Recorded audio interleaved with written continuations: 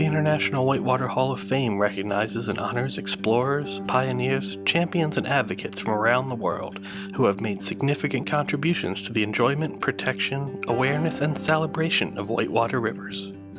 Beginning with the class of 2005, the International Whitewater Hall of Fame has celebrated individuals from Australia, Belgium, Canada, Costa Rica, the Czech Republic, France, Germany, Japan, Luxembourg, New Zealand, Slovakia, Switzerland, the United Kingdom, and the United States. Nominations are submitted through affiliate organizations. A panel of knowledgeable whitewater paddlers narrows the field to determine who to include on the ballot. The voting electorate, which makes the final selections, represents paddle sport competitors, instructors, manufacturers, retailers, outfitters, and past inductees from around the globe. The International Whitewater Hall of Fame accepts nominees year-round. To nominate a deserving individual, visit iwhof.org. The International Whitewater Hall of Fame is the central program of the World River Center, formed in 2019, and works with the American Canoe Association in select outreach efforts. It is our honor to present exceptional individuals whose personal commitment, skill, and love for paddling have contributed significantly to the healthy state of our sport and an exciting future for all who enjoy rivers. Presenting the International Whitewater Hall of Fame Class of 2025. Pioneer, Roger Parsons, Canada. Roger Parsons played a leading role in shaping whitewater paddling in Canada since 1959. One of the country's few homegrown pioneers, he helped grow the sport from the ground up. Originally a climber and the member of the Alpine Club of Canada, he connected with European immigrants who introduced him to whitewater paddling, a discovery that quickly became a lifelong passion. Roger has worn many hats in Canadian whitewater: competitor, river runner, wilderness tripper, instructor, coach, race organizer, official, boat designer, and builder. He has founded organizations, trained officials, mentored new paddlers, and spearheaded fundraising efforts. His work has left a lasting mark on nearly every aspect of the sport. He's best known for his leadership in developing the Minden Wildwater Preserve on the Gull River in Ontario, a cornerstone of Canadian whitewater paddling. Roger spent decades driving the growth of competitive paddling, organizing and managing races across Ontario, Canada, and North America. His contributions include the launch of the inaugural North American Cup in 1986, the Pan American Championships in 1988, and multiple World Cup events in 1989, 1993, and 1995. In 2015, during the Pan Am Games slalom event held on the Gull River, Roger was finally able to step back and watch the action unfold at the site he helped bring to life.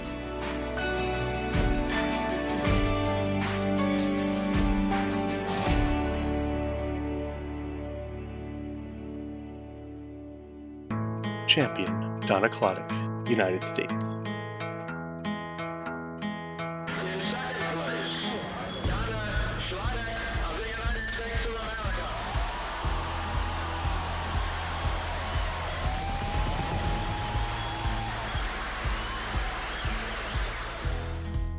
Donna Klodek stands as the only American to win 2 Olympic medals in canoe slalom. She claimed bronze at the 1992 Barcelona Games in Le Seur du Gel, and then followed up with silver at the 1996 Atlanta Olympics on the Ocoee River. Even more impressive, she returned from shoulder surgery in 1995 to earn a spot on her second U.S. Olympic team. In Atlanta, after flipping in her first run, she stormed back with a second run that matched the gold medalist's best time, securing her second Olympic medal for the United States. Klodek competed on the U.S. team from 1983 to 1996 and captured the national K1 women's title 3 times. She won 6 individual and team medals at the World Championships, and in 1988 was the overall World Cup K1 women's champion. USA Canoe and Kayak named her Female Athlete of the Year 4 times. Beyond her pursuit of excellence as a competitor, Donna inspired and set an example for the next generation of U.S. slalom paddlers as the coach and race director for the Potomac Whitewater Club, based on the Potomac River in the Washington, D.C. area. Klodek and her team of coaches oversaw whitewater training programs for young people who were intent on pursuing high levels of excellence, including Olympic and World Cup level competition. Among her mentees was her daughter Maya, who made the 2015 and 2016 U.S. Junior National Team in K1.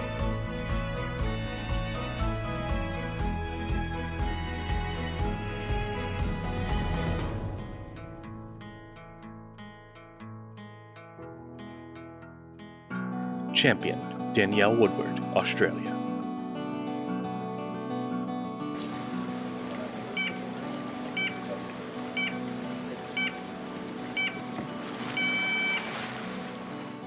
Danielle Woodward's silver medal in the women's K1 slalom in Barcelona was historic.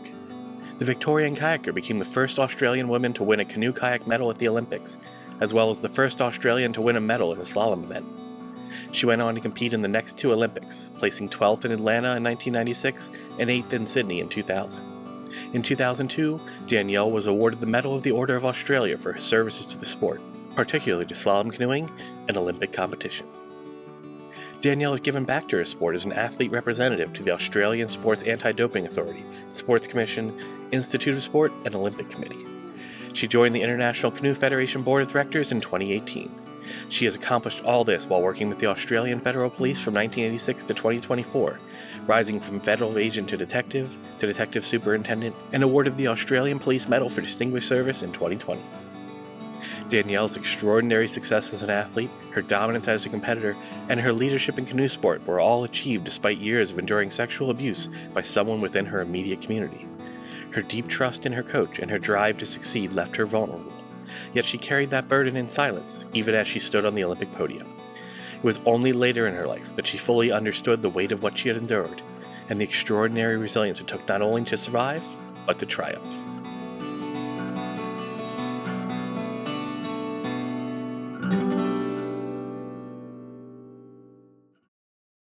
Advocate, Hugh Kennard, New Zealand.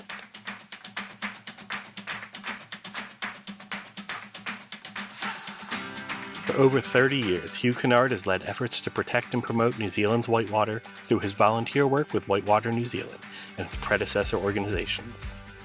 At the forefront of preserving river environments and expanding safe access to paddling, Hugh has championed both the sport of kayaking and the waterways it depends on. He began his paddling journey in the 1960s and remains an active paddler today.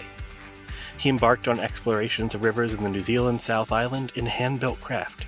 He carried them up the wild rivers on the west coast of the Southern Alps and then floated down again. He was also a pioneering trailblazer of the southwestling glacial rivers. Hugh had influential roles in securing national water conservation orders on New Zealand's major whitewater rivers, the Kawerau, Buller, Grey, Rangitata, and Mohawk.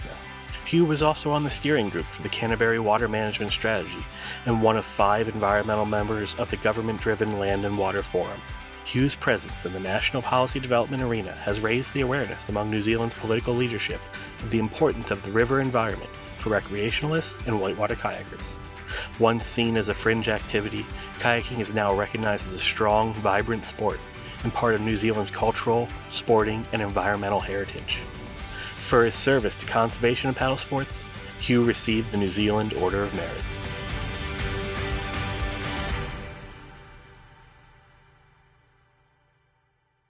Advocate, George Wendt, United States.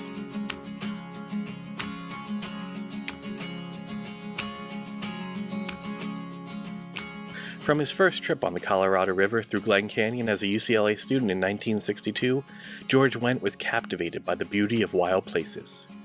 He knew that his fledgling company, Oars, could play a significant role in delivering people to the wilderness to save these glorious places, and he made it his mission to offer that opportunity to anyone who sought it. In the 48 years since George Wendt founded Oars, the company has expanded to offer trips on more than 25 rivers in 15 countries. To date, Oars has positively affected the lives of well over 500,000 travelers, including disadvantaged youth, veterans, persons with disabilities, and countless others from underserved populations. While generating much-needed exposure for the world's rivers, George fought vigilantly himself to protect rivers both locally and globally. George saw his company and the life-changing experiences it offered on the river as the conduit by which he could spread river advocacy to the world, directing Oars to donate more than $5 million to non-profit groups over the years. American River's Senior Communications Director Amy Kober said, "No outfitter connected more people to rivers than George. He worked tirelessly to expose people to the wild rivers of the world in the hope that they'd see the value in preserving them, as it was his steadfast belief that we save what we love, and we love what we know." He was named a Paddler of the Century by Paddler magazine in 2000.